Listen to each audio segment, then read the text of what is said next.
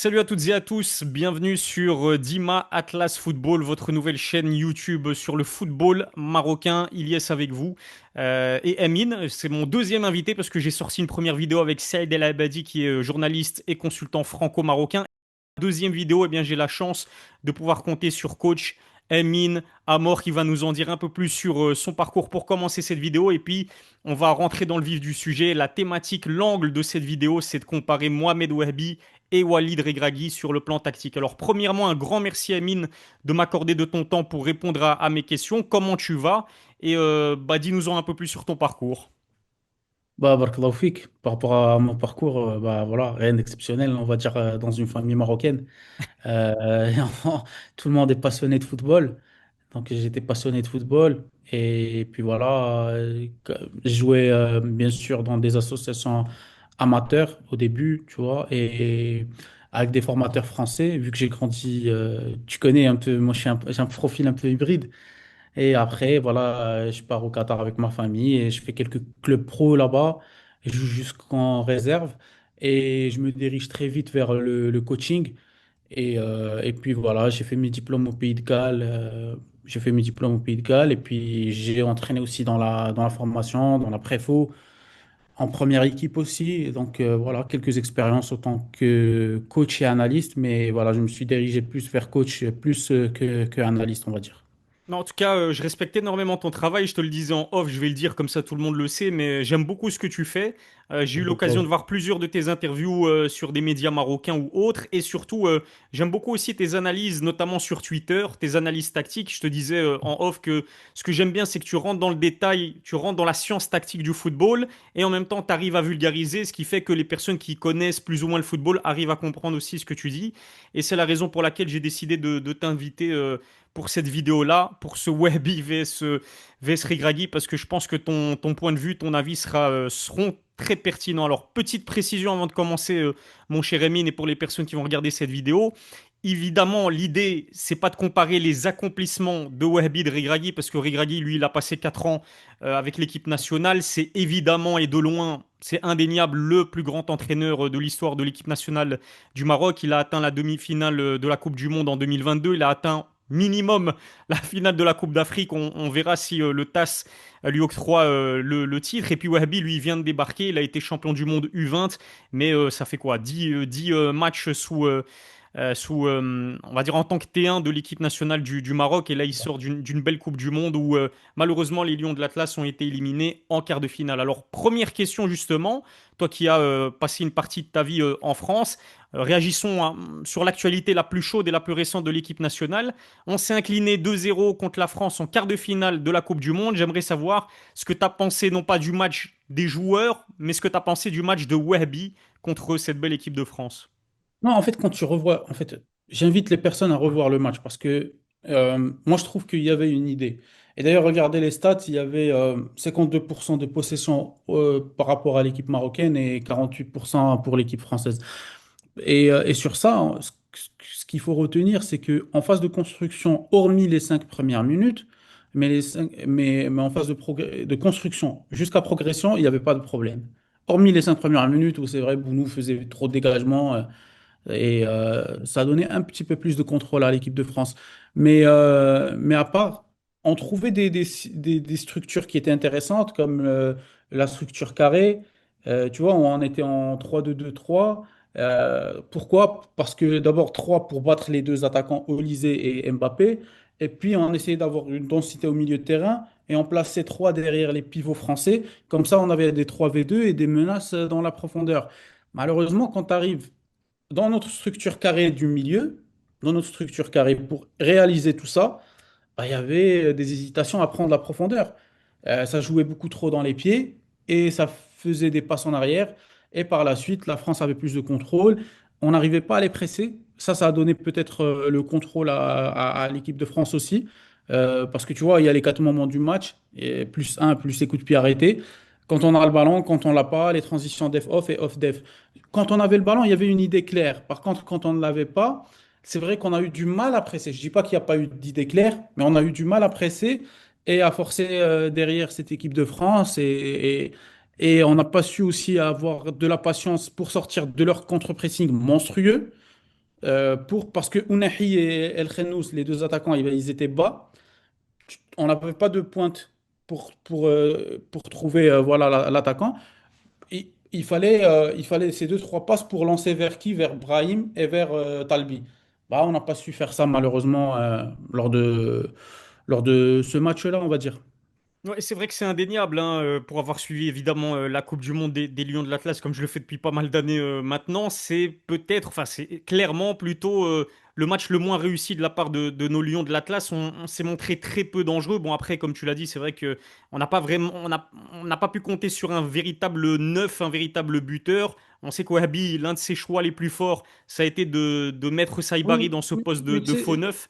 Oui, dis-moi, Ça, dis-moi. c'est pas un problème, on va dire, en soi.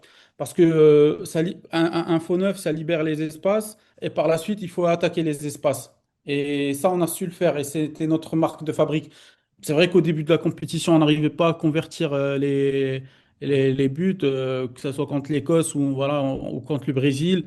On commence à vraiment marquer, à retrouver l'appétit contre Haïti et puis contre par la suite le Canada. Il y a Mhm. eu la Hollande qui nous ont voilà, posé des problèmes, un vrai bloc bas en 5-4-1.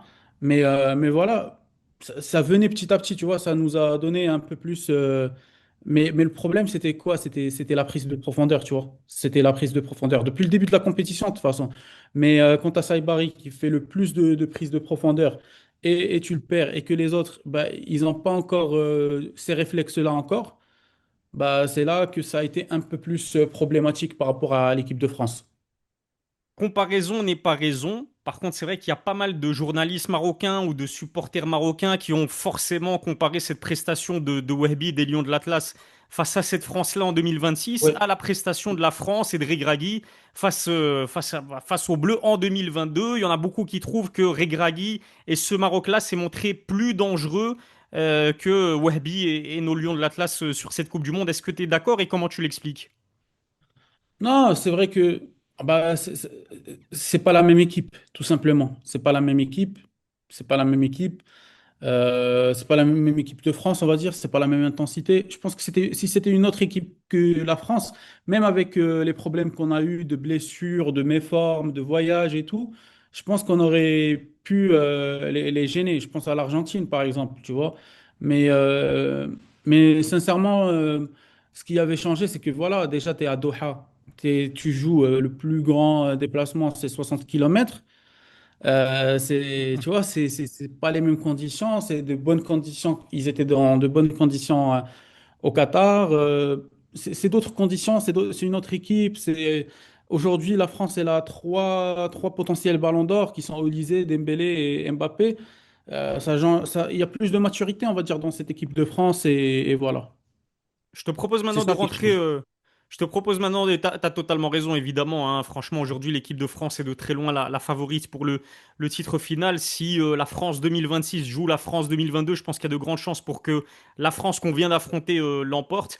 Mais rentrons dans le vif du sujet. Donc, moi, j'aimerais maintenant que tu nous expliques c'est quoi le style de Mohamed Ouahabi en tant qu'entraîneur. Comment est-ce que tu définirais sa philosophie de jeu? Et vraiment, dis-nous en plus sur Ouahabi en tant que tacticien.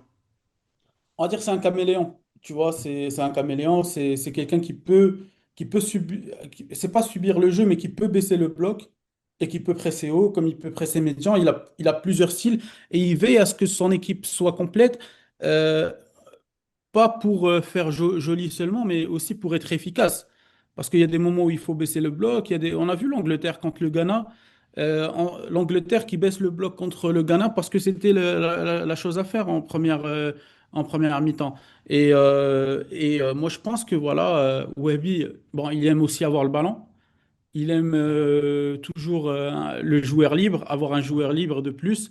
Il aime avoir des supériorités. Il aime avoir une structure bien définie, mais avec de la mobilité. C'est-à-dire que ça ressemble un petit peu à Luis Enrique Mhm. au PSG. Et peu importe qui est dans cette structure carrée, plus un, peu importe. Le plus important, c'est que cette structure soit respectée, c'est que la largeur soit respectée quand il y a à respecter la largeur et qu'il y ait des menaces de partout, de profondeur pour augmenter, bien sûr, ses chances de marquer. Et quand il n'a pas le ballon, bah, c'est pas que pour être là. C'est vraiment attendre le moment pour faire mal.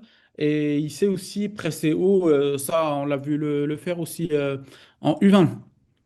Et c'est ça, il parle souvent de système hybride. Justement, système hybride, c'est Oui. quoi? Ça veut dire savoir attaquer, mais savoir défendre aussi, c'est ça?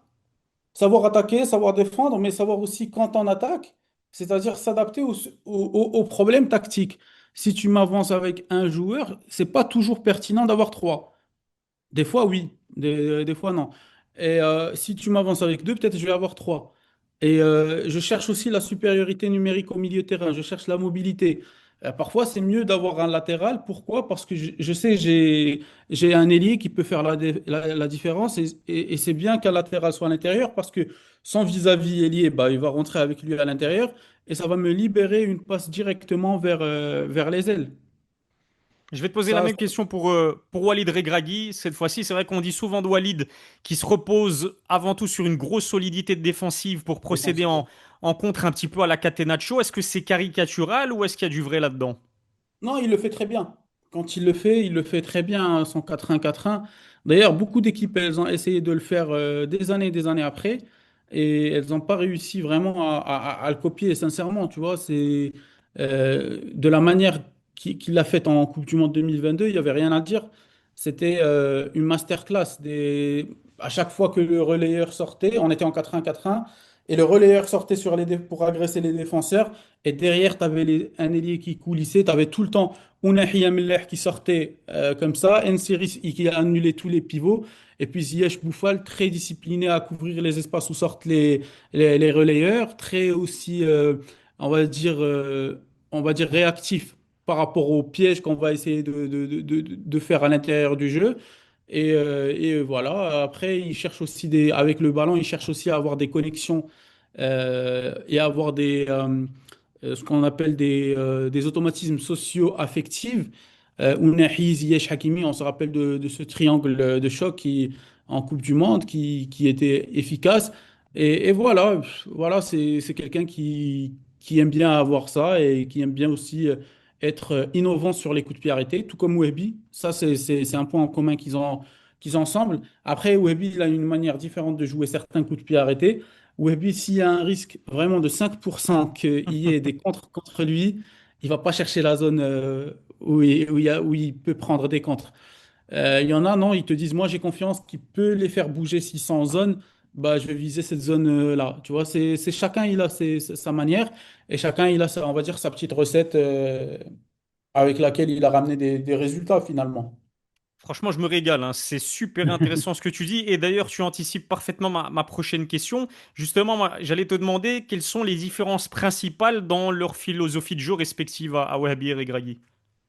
Ouais, comme j'ai dit, tu vois, ouais, on va dire que Regragui, il est un petit peu plus direct. Qu'il est un petit peu plus direct et qu'il n'a pas le souci de la structure. Oui, on retrouve la profondeur, on retrouve la largeur, mais le souci vraiment d'avoir une occupation comme ça, non. Ce qu'il va chercher plutôt, il peut y avoir une supériorité. On va dire que Walid Regragui est plus proche du relationnisme quand il a le ballon et que Wahbi, il est proche du jeu de position. Le jeu de position, attention, c'est fluide, c'est pas statique. Et voilà, c'est les différences, on va dire. Sinon, sans ballon, on va dire euh, que Wahbi, voilà, il va presser un peu plus haut, même si Walid, dans le passé, il a pressé haut, par exemple. Moi, je me rappelle la finale de Champions League contre Al Ahly, où il les presse haut, où c'était la chose à faire. Et je crois qu'il y a un but qui marque sur pressing comme ça. Donc, ça, c'est une des différences qu'il peut y avoir entre Walid et Wahbi. Il y a une phrase que je retiens de Walid Regragui. Je pense qu'il était entraîneur du FUS à l'époque. Elle a tourné partout. Tous les Marocains la connaissent par cœur. Mais c'est le fameux Wahed C'est Zero bête. Selet Det. Ça résume parfaitement finalement la philosophie de Walid Regragui. Ouais, ouais, voilà. Après, c'est gagnant parce que à l'époque, aussi ça fait partie de l'intelligence aussi d'un entraîneur. À l'époque, il n'y avait pas vraiment de coach en Botola qui pouvait avoir le ballon, qui pouvait avoir la maîtrise. Et donc, tu peux lui laisser le ballon, bah, il frappe. Si vraiment tu es solide et tu es compact, une fois que tu as marqué, c'était de toute façon la Botola avant, c'était des scores comme ça. Mhm. 1-0 et après, et après voilà, c'est dead. Tu Let's vois, c'est bet. dead, exactement. Tu vois, il y avait très peu de rêveurs. Peut-être il y avait le grand frère à Sektiwi qui jouait beaucoup, qui jouait, en fait, on va dire, offensive à fond. Euh, voilà, à l'époque avec Agadir, mais à part Sektiwi, moi, j'ai pas le souvenir vraiment d'un coach à l'époque. Peut-être un peu Taussi à une période, mais j'ai pas le Hafez souvenir. peut-être? À Fès, exactement, ça se jouait bien. Au Raja aussi. Au Raja, à un moment donné, voilà, il commence la saison d'une manière catastrophique. Il vient, il les sauve, il les place quatrième. Mais j'ai pas le souvenir vraiment d'un coach à l'époque en Botola qui gardait le ballon, qui faisait ça. Donc, ouais, c'était intelligent hein, de la part de Regragui d'avoir cette approche. En tout cas, moi, l'impression que j'ai, tu me corriges si je me trompe, c'est que on va dire que Wahbi est globalement plus porté vers l'offensive par rapport à Regragui. Sous Wahbi, on a quand même marqué 10 buts dans cette Coupe du Monde contre Oui, 6 c'est le encaissés. ratio le plus élevé. Voilà, c'est ça, ratio le plus élevé pour le Maroc. D'ailleurs, on est devenu l'équipe africaine à avoir marqué le plus de buts en Coupe du Monde, le plus de victoires également. Regragui, c'était 6 buts marqués, 5 encaissés sur 6 matchs. Donc ça, c'est une chose et on a bien compris leurs différences et leur philosophie de jeu respective. Autre question que j'aimerais te poser, Amine, c'est de savoir lequel des deux te paraît le plus fort pour modifier son système en cours de match et s'adapter à l'adversaire. Ça, je préfère, tu vois, c'est une question difficile, mais on va dire qu'il y a eu des coachings intéressants de Walid, mais c'est vrai que ça fait partie des forces de Wahbi, de s'adapter aux problèmes. Même avant qu'il y ait un problème, tu vois, avant qu'il y ait un but contre son équipe. Avant qu'il y ait un problème, il voit les 10, 15 premières minutes et peut-être c'est sa manière. Peut-être que parce que Walid est plus porté, comme on avait dit, par le côté défensif, qu'il y a moins de choses à fixer, on va dire. Mhm. Qu'il y a moins de choses. Peut-être qu'on se rappelle qu'il passait en Coupe du Monde, quand il passait de 4-1 4-1, ben, il passait en 5-4-1. Tu vois? Alors que par exemple, Wahbi, il va faire le losange, il va faire le carré, il va chercher à modifier peut-être 10 mètres au détail, 10 mètres le positionnement de Ounahi comme contre le Canada, où il a eu la supériorité diagonale, comme on avait dit, Bouaddi, Inaoui. Après, il y a eu Amrabat quand il est rentré en deuxième mi-temps. Et puis, tu avais Brahim et Ounahi. Et l'arrière-gauche, il ne savait pas s'il fallait prendre Brahim, qui était entre défenseur central et arrière-gauche, ou s'il fallait sortir sur Ounahi. Et tu avais Hakimi et la menace. Et Rahimi s'était éloigné d'eux, son positionnement comme ça, il a grandi l'espace des autres et qu'il soit une menace aussi dans la profondeur avec de l'autre côté Talbi. Et ça, c'était très très intéressant tu vois, juste 10 mètres. Des fois dans le football, c'est 2-3 mètres à droite, 2-3 mètres à gauche. Ça influence grandement la fluidité de votre action.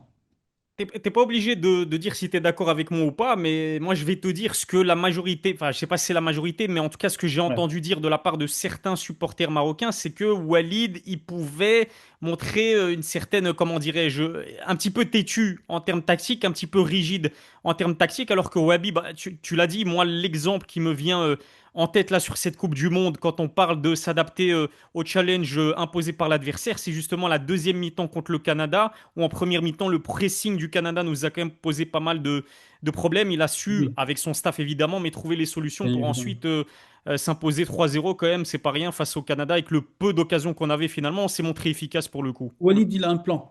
Il a un plan, Walid. Et tu vois, il y a moins de choses, comme je t'ai dit, il y a moins de choses à mettre en place, on va dire. C'est efficace, ça peut marcher. Il a ses hommes, par exemple, à la CAN, à la dernière CAN, bah, on a vu comment comme il a trouvé des problèmes parfois lors des blocs bas, bah, il a forcé les équipes adverses à l'erreur avec des longs ballons, en insistant beaucoup. Et ça a marché contre le Nigeria et avec un pressing masterclass, il faut le dire aussi. Avec un pressing masterclass, tu vois, il y a moins de choses. Alors qu'avec Wavy, le modèle de jeu, il est un peu plus complexe. Et donc, ça suggère beaucoup de modifications. Tu vois, c'est ça la différence entre les deux. C'est la complexité de la chose qu'il veut mettre en place.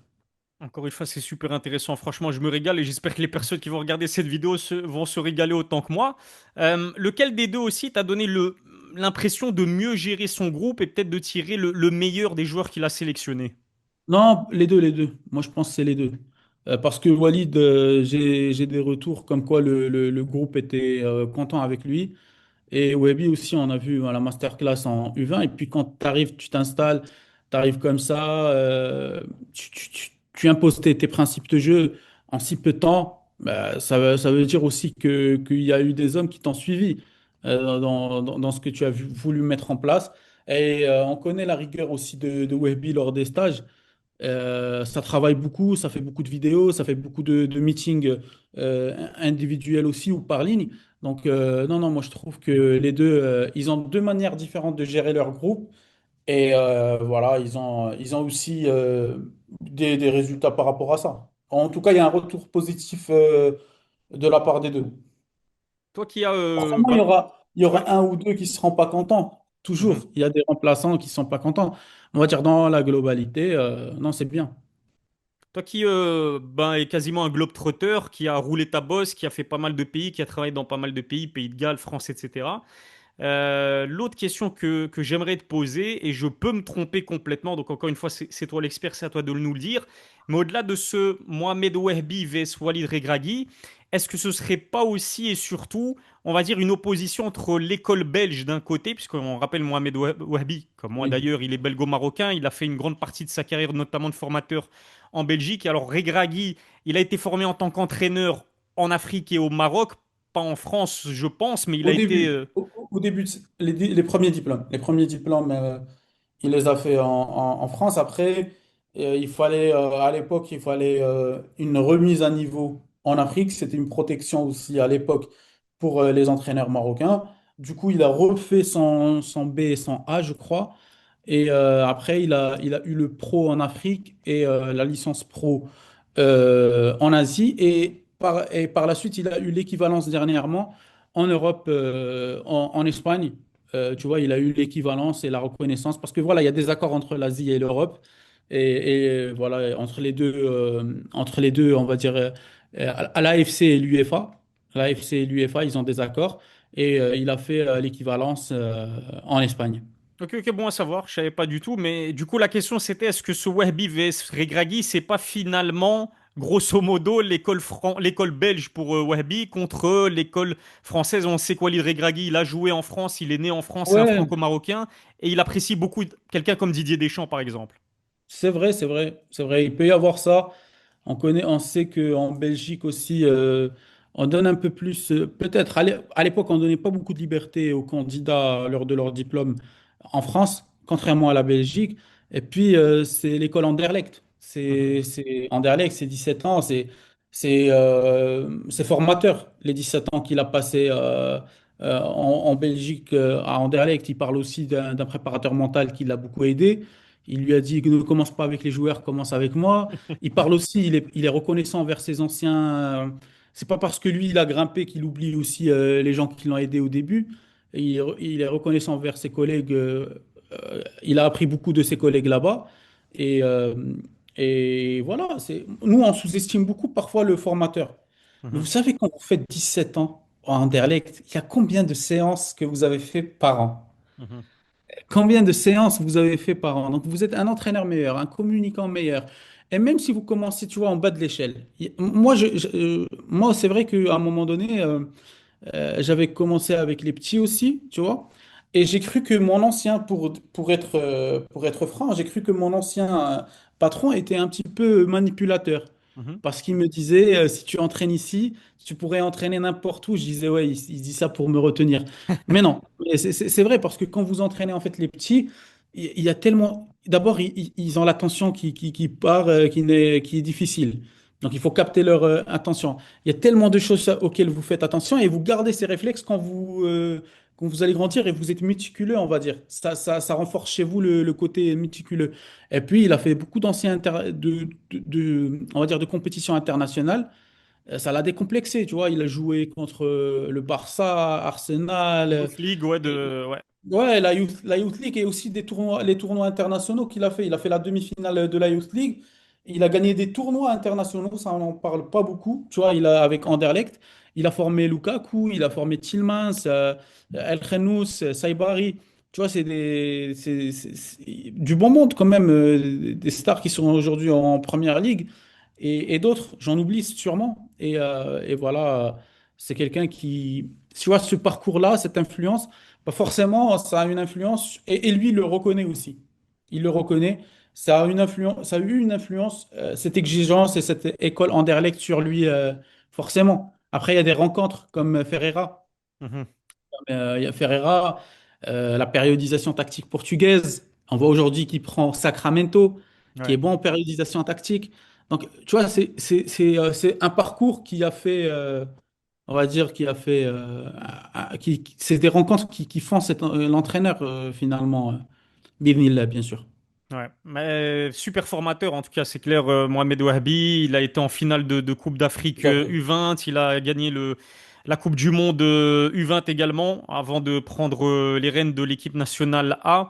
L'autre comparaison qu'on fait souvent pour opposer Wahabi et Regragui, c'est clairement deux styles différents tactiquement parlant, et grâce à toi maintenant on le comprend mieux, mais aussi en termes de personnalité. C'est vrai que Regragui, moi je le compare un peu à Marc Wilmots, hein. Encore une fois, je suis belgo-marocain, donc Donc, Marc ouais, Wilmots, ouais, c'est quelqu'un qui m'a marqué. Marc ouais, je Wilmots, on connais, va je dire connais. que en Belgique, il est surtout réputé pour son leadership. C'est quelqu'un de très charismatique, c'est un meneur Ouais, d'hommes, pas ouais. vraiment un tacticien. Je trouve qu'il y a beaucoup de supporters aussi qui font les mêmes comparaisons avec Regragui, qui est plus un meneur d'hommes, un leader qu'un tacticien, pas de manière péjorative. Et puis on peut faire le reproche inverse à Wahbi, c'est-à-dire que c'est quelqu'un qui est plus timide, serein, calme, mais plus réservé, on va Non, dire que Regragui est plus réputé pour son c'est côté pas intimide, tacticien, ouais. croyez-moi.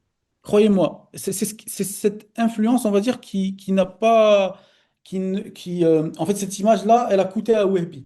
Son côté réservé lui a coûté. Alors que non, c'est quelqu'un, c'est comme il se décrit lui, il parle d'un ancien formateur qu'il a eu, il le décrivait comme une main de fer dans un gant de velours. Et c'est ça, c'est ça. Il sait être papa cool, tu vois, il sait être papa cool. Mais quand il y a la discipline, il rigole pas par contre avec la discipline, il rigole pas avec certaines choses. Et puis, il a aussi cette faculté en fait, d'introduire son groupe dans son projet de jeu. C'est ce qu'on appelle, il y a une manière de manager, ça s'appelle Guided Discovery. À l'époque, Aimé Jacquet était pionnier. Et d'ailleurs, tu vois, il était à l'opposé à l'époque de l'école française. Et ça donne c'est pas complètement. Vous donnez la parole aux joueurs, mais ils n'ont pas complètement, on va dire, le pouvoir. C'est juste que vous donnez aussi l'impression aussi aux joueurs de dire leur ressenti, de participer au projet de jeu. Et en fait, c'est des principes que vous allez donner petit à petit aux joueurs et ils vont se battre après pour tes principes.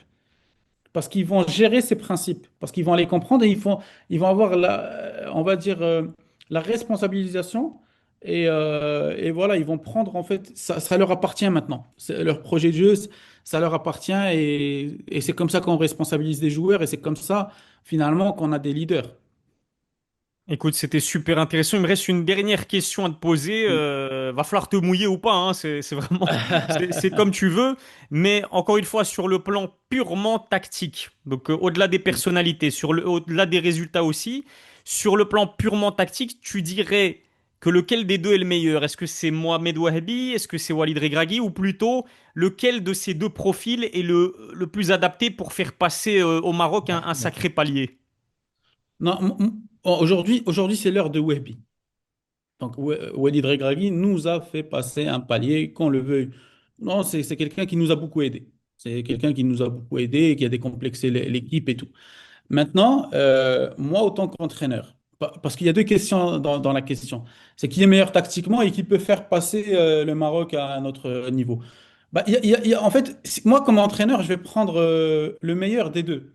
Tu vois? Je vais prendre le meilleur des deux. Il y a des fois, bah, il y a un contexte où je suis obligé d'utiliser un 4-1-4-1 très, très solide. Bah, je vais essayer de m'appliquer et de réutiliser ces principes de Wally. Peut-être que j'aurais tu vois, à un moment donné, peut-être que tu n'auras pas des bons joueurs, tu n'auras pas des trucs où tu seras arrivé en plein cours de saison où tu peux pas mettre tes idées en place. Il faut maintenir une certaine rigueur avant de mettre tes principes de jeu. Bah, peut-être que je prendrais beaucoup plus de Walid que de Wahbi. Maintenant, c'est vrai que c'est une question de sensibilité. moi j'ai grandi en jouant au Qatar avec Franz Thijssen, qui était ex-coéquipier de Johan Cruyff. Donc, c'est ce football-là, le jeu de position, c'est ce football-là que j'ai aimé déjà, j'ai aimé jouer comme ça, j'ai aimé enseigner ça à mes joueurs. Et c'est ce football-là que moi j'aime beaucoup aussi. Mais c'est un football qui nécessite parfois du temps, qui nécessite aussi un certain type de joueurs parfois. Et ce n'est pas toujours disponible, on va dire. Ce n'est pas toujours disponible, mais on va dire que voilà. Maintenant, Wahbi est là et je pense qu'il peut faire passer le Maroc à une autre étape. Déjà, sa manière de communiquer, ses idées. Euh, on va dire que là, il y a une maison. Il faut juste mettre un peu de peinture. Son modèle de jeu, il est assez complet. Quand il faut presser haut, il le fait. Quand il faut presser bas, il le fait aussi. C'est quelqu'un qui a un modèle de jeu assez complet, qui a beaucoup de potentiel. Et même si les équipes, on va dire, elles vont nous étudier et tout, bah, c'est une manière qui est très, très difficile de contrer une fois que vous avez la bonne intensité. Parce qu'il y a une densité axiale, vous êtes large, et il y a la profondeur, il y a des menaces de profondeur de partout, il y a de l'imprévisibilité. Et ce contexte-là, en fait, de Webby, ça fait naître aussi, ça fait paraître aussi, on va dire, la créativité du joueur marocain et l'imprévisibilité. Et ça, c'est très, très difficile à aller contrer, tu vois. Donc, non, je pense qu'il faut le soutenir, il faut agrandir encore plus son staff peut-être, il faut que les médias fassent bloc avec lui, et il faut pas qu'on tombe dans les pièges de la critique négative, parce que le Maroc est là, il a confirmé, Wahbi a confirmé en peu de temps. Déjà, il mérite des remerciements, mais il mérite aussi un soutien. Et le bilan ne se fera pas en septembre. Comme je l'ai écrit sur Twitter, le bilan se fera après la prochaine compétition et moi, je reste optimiste par rapport à ce que j'ai vu jusqu'à maintenant. Ah, je partage totalement ton optimisme. J'espère que il a signé un contrat jusqu'à 2030. D'ailleurs, pour la petite anecdote, 2030. pendant qu'on enregistre cette vidéo, normalement, il est en conférence de presse. Donc, on espère qu'il n'y aura pas une mauvaise surprise et qu'il a bien été confirmé jusque en 2030 ou en tout cas jusqu'à la prochaine Coupe d'Afrique. Mais totale confiance en lui, totale confiance au staff, totale confiance en la fédération. Et on espère, enfin, moi personnellement, et je pense que c'est aussi ton cas, je l'ai bien compris, on est à fond derrière Mohamed Wahbi et on va le soutenir. En tout cas, un grand merci. Emin, c'était extrêmement intéressant. Tu as été totalement complet. Merci de m'avoir accordé ton temps. C'est à toi. Tu as été transparent. Tu nous as apporté ton expertise. Donc, merci beaucoup. N'hésitez pas à aller le follow, lui donner un maximum de force. D'ailleurs, je mettrai le lien vers tes réseaux sociaux dans la Avec description. plaisir. Et à la prochaine pour une nouvelle interview. Inch'Allah, merci beaucoup. Ce fut un honneur, frérot. Et voilà, tout le meilleur pour ce média. Franchement, c'est top et je sais que tu feras de grandes choses, Inch'Allah. Inch'Allah, al khair, Inch'Allah. Merci beaucoup, Emin, et à bientôt pour une nouvelle interview. Barakallahu fik. Merci beaucoup.